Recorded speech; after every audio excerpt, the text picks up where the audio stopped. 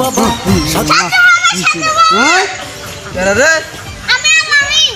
তুই কেন আমার ধ্যান ভঙ্গ করলি? কি সমস্যা বল?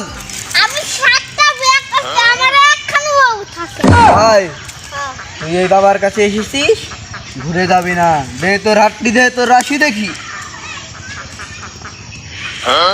তোর বউ যাওয়ার একটি কারণ আছে, সেই কারণটি হলো তুই অন্য মেয়ের প্রতি আসক্ত।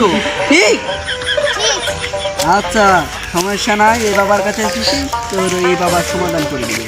তোকে একটা তাবিজ দিব, এই নে তাবিজ। 101 টাকা দিয়ে কিনতে হবে, কিনবু?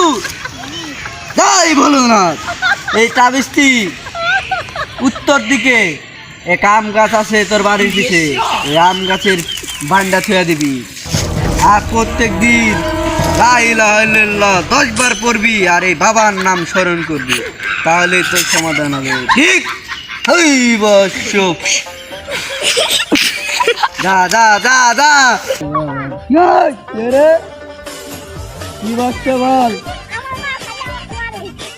তাই তোর মা তোকে ভালোবাসে না? সমাধান এই বাবা তোকে করে দিবে। তোকে খুব ভালোবাসি। তোর হাতটা দে।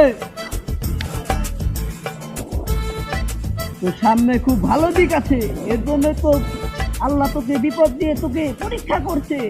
এই বাবার কাছে মাথা নিচা কর, তোকে দোয়া করে দি।